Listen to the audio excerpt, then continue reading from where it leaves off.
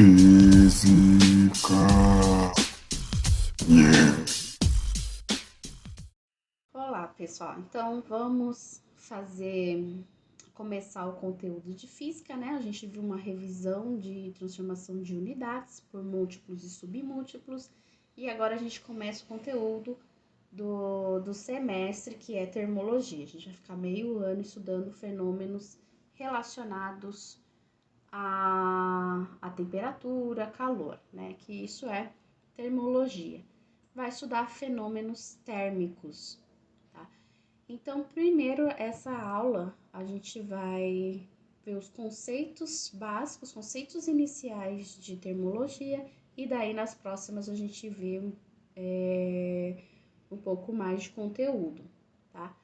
Então, a gente vai ver esse semestre como os sólidos se comportam com aumento de temperatura, os líquidos, a água, que tem uma característica um pouco diferente, os gases, como eles se comportam. A gente vai ver fenômenos da atmosfera, que está totalmente atrelado a é um fenômeno térmico, né? As máquinas térmicas, os impactos ambientais delas.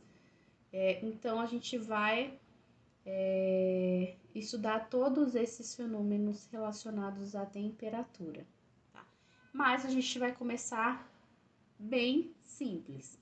Conceitos iniciais. Vamos lá, os estados da matéria. Bom, os estados sólido, líquido e gasoso, vocês já estão mais do que acostumados com eles, né? Vocês sabem que a característica do sólido tem o volume bem definido, as moléculas estão bem mais próximas, com ligações covalentes, né? Você deve ter estudado isso em química. No sólido, as moléculas elas não se deslocam, mas elas têm um movimento de vibração, tá? Então, alguns alunos confundem, acham que no sólido as moléculas estão paradas.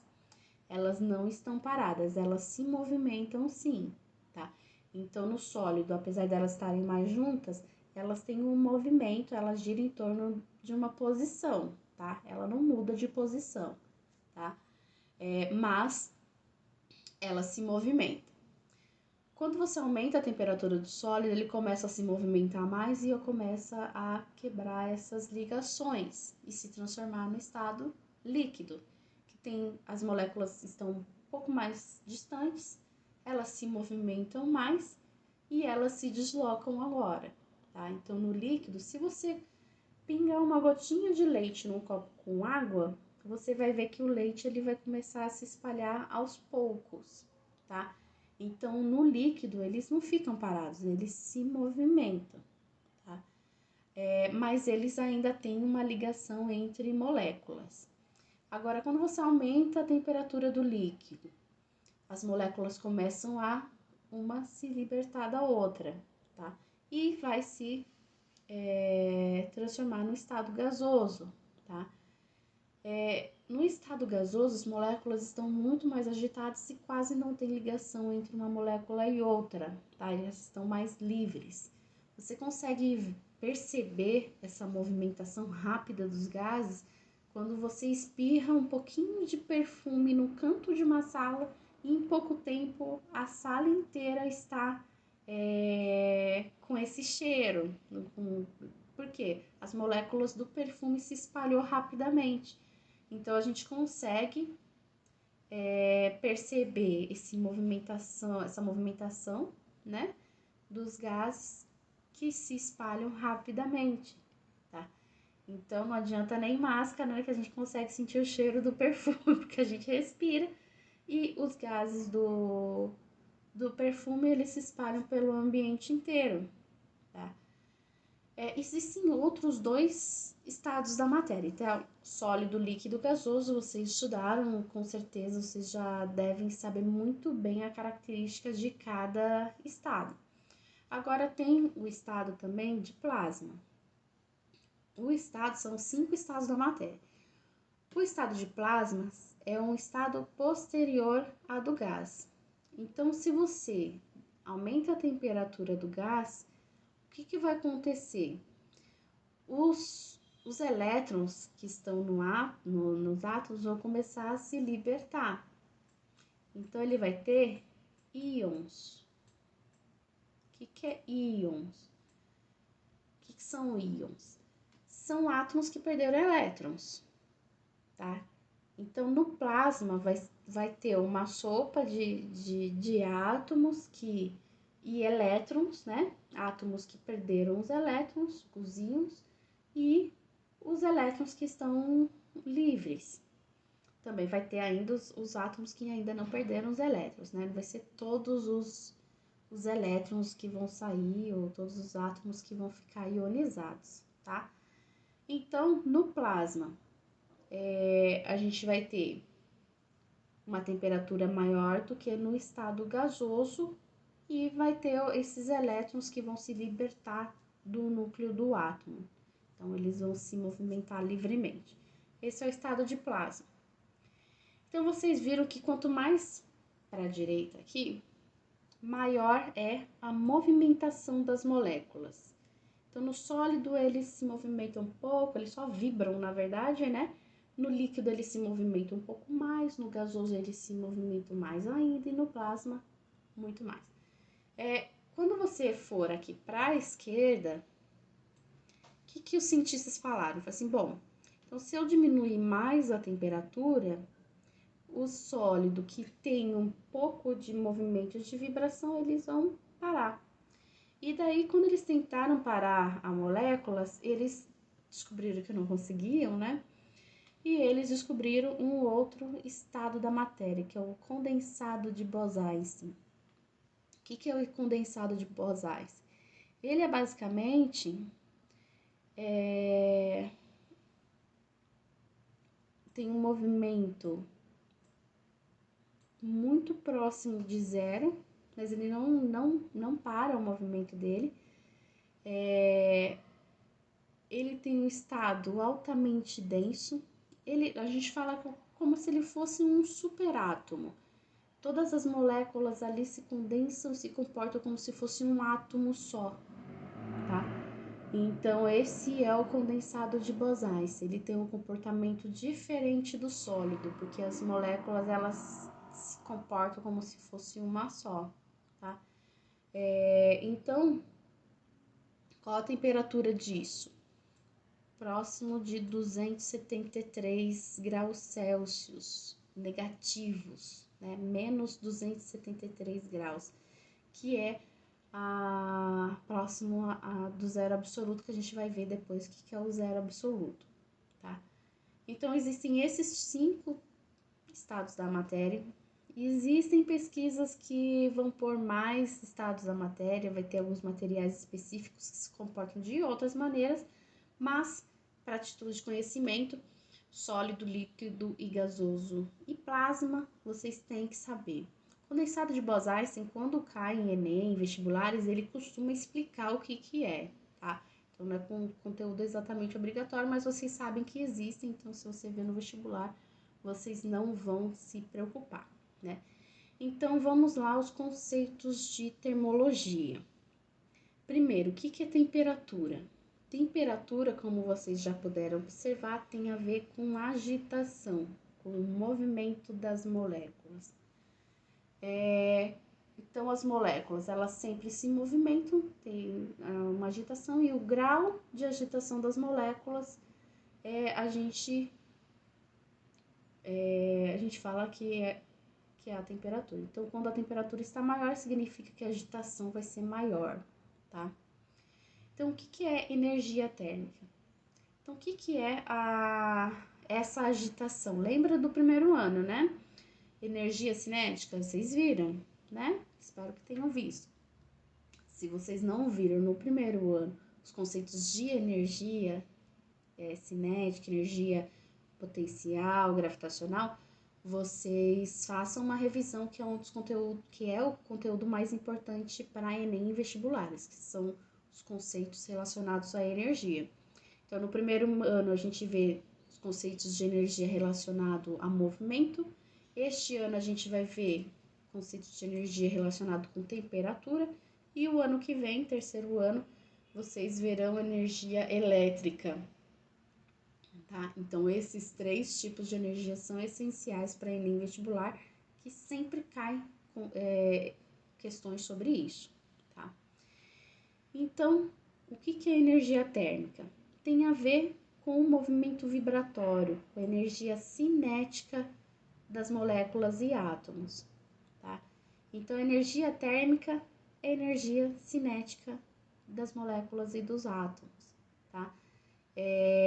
Então, a temperatura tem a ver com o quanto de energia cinética tem um corpo, tá? E calor? Bom, calor é um conceito na física que é diferente do que a gente usa no dia a dia. Por exemplo, hoje está calor. Está errado na física falar assim. Significa que hoje a temperatura está maior, ou seja, as moléculas, os átomos estão com uma agitação, uma vibração maior do que outros dias. Calor é quando passa energia de um corpo para outro. É energia em trânsito. Que energia? Energia térmica, energia cinética das moléculas, tá? Quando você coloca 2 corpos juntos, vai ter um corpo com temperatura diferente. O corpo que tem a temperatura maior vai ter uma agitação maior e vai fazer com que o outro corpo com temperatura menor se agite também. Quando passa essa agitação de um corpo para outro, a gente fala que passou o calor, que é a energia térmica que passa de um corpo para outro. Então, quando a gente fala de calor, você sabe que envolve 2 corpos e que está passando energia de um corpo para outro, tá? Então, quando você coloca 2 corpos com temperaturas diferentes juntos, vai passar calor de um corpo para outro. Quando você coloca gelo num copo d'água, o que acontece? Vai passar calor da água para o gelo, vai derreter o gelo, tá? Então, quando passa calor, a temperatura do que está mais quente diminui e o que está mais frio, ele vai aumentar, até que eles atinjam a mesma temperatura. Quando eles atingem a mesma temperatura, a gente fala que eles entraram em equilíbrio térmico. Equilíbrio térmico é isso, tem a mesma temperatura, tá? Então, tá aqui o exemplo. Tem uma temperatura maior em um objeto com temperatura menor, vai passar calor do que está com temperatura maior para o menor, até que eles atinjam a mesma temperatura, a gente fala que entrou em equilíbrio térmico. É por isso, por exemplo, que nos termômetros a gente fica um certo tempo em contato com ele. O termômetro de contato, a gente coloca debaixo do braço, a gente tem que esperar uns 2, 3 minutos para ele fazer a leitura correta. Por que tem que esperar 2, 3 minutos?